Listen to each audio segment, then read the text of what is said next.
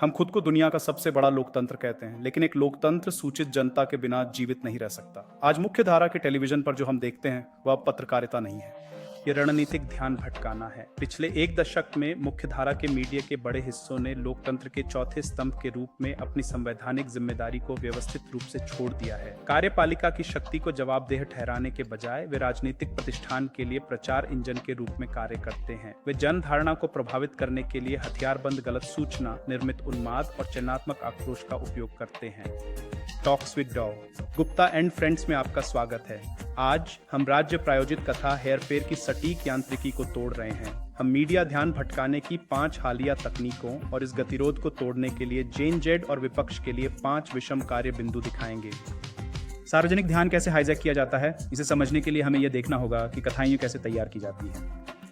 पहला, paper leak cover up बनाम निर्मित उन्माद। जब लाखों छात्र राष्ट्रीय प्रतियोगी परीक्षाओं के विनाशकारी पतन का सामना करते हैं, तो प्राइम टाइम टेलीविजन इस संकट को निर्मित बहसों और तुच्छ विवादों के नीचे दबा देता है। योग्यता की तबाही को व्यवस्थित रूप से स्क्रीन से हटा दिया जाता है।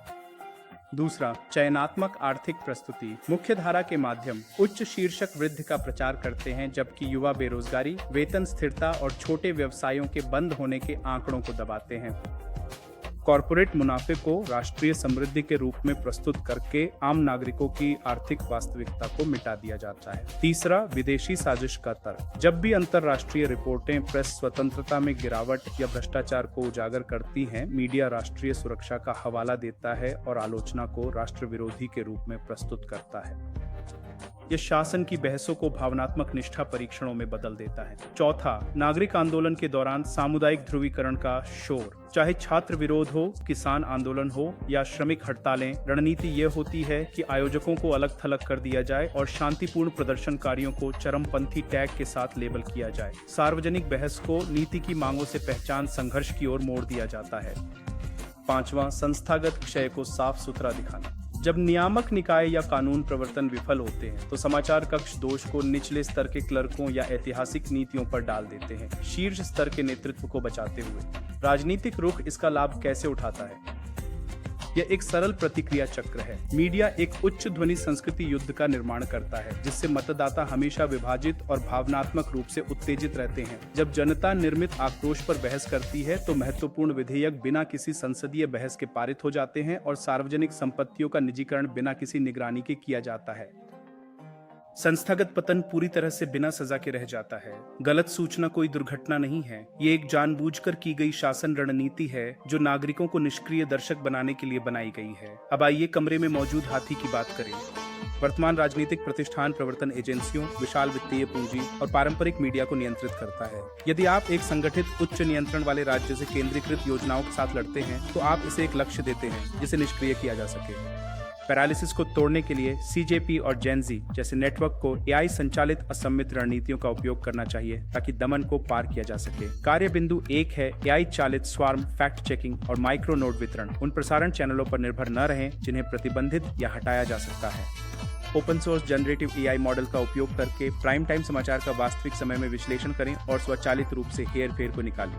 स्वचालित विश्लेषण को व्हाट्सएप, टेलीग्राम और स्थानीय मैसेजिंग समूहों में एनक्रिप्टेड माइक्रोसेल्स में भेजें। जब सत्य को एआई द्वारा प्रोसेस किया जाता है और हजारों चैट्स में पीयर टू पीयर साझा किया जाता है, तो सेंसर प्रवाह को रोक नहीं सकते। कार्रवाई बिंदु 2 है प्रोपेगेंडा, राजस्व पर विषम आर्थिक दबाव। फर्जी समाचार खंडों के दौरान प्रसारित हर कॉर्पोरेट विज्ञापन को लॉग करने के लिए open source AI scraper bots बनाएं। सार्वजनिक डैशबोर्ड तैनात करें जो वास्तविक समय में कॉर्पोरेट बोर्ड, निवेशकों और रेटिंग एजेंसियों को सबूत के साथ टैग करें। जब प्रोपेगेंडा आउटलेट्स पर विज्ञापन देना एक वित्तीय दायित्व बन जाता है, तो कॉर्पोरेट पैसा भाग जाता है और मीडिया इंजन ढह जाता है। कार्रवाई बिंदु 3 है एआई कानूनी स्वार्मिंग और उच्च गति सूचना का अधिकार नेटवर्क। कानूनी एआई सहायकों को संवैधानिक कानून, नगर पालिका नियमों और प्रक्रियात्मक कोड्स पर प्रशिक्षित करें, ताकि रातों रात हजारों स्थानीय आरटीआई फाइलिंग तैयार की जा सके। अनुपालन चुनौतियों के साथ भ्रष्ट स्थानीय प्रशासन को अभिभूत करना मनमानी अतिक्रमण के खिलाफ संरचनात्मक घर्षण पैदा करता है। कार्रवाई बिंदु 4 है गैर आरोपणीय फ्लैश क्रियाएं और एल्गोरिदमिक आयोजन। बड़े पूर्व घोषित रैलियों से हटकर विकेंद्रीकृत नेटवर्क्स के माध्यम से बिना नेता के त्वरित नागरिक कार्यों का समन्वय करें।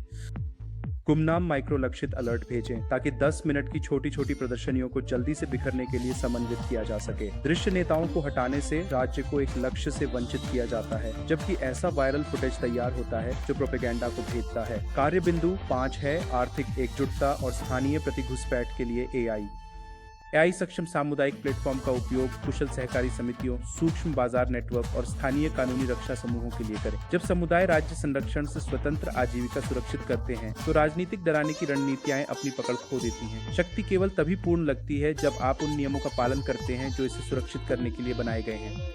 जब नागरिक संवैधानिक साक्षरता को विकेंद्रीकृत एआई से सुपरचार्ज किए गए नागरिक दबाव के साथ जोड़ते हैं तो नियंत्रण का भ्रम टूट जाता है। यह है डॉ. गुप्ता और दोस्तों के साथ बातचीत। इनमें से कौन सी एआई संचालित विषम रणनीति को अभी लागू करना सबसे जरूरी है? सुरक्षित रहें और आगे क्या करना है इस पर विचार करते रहें।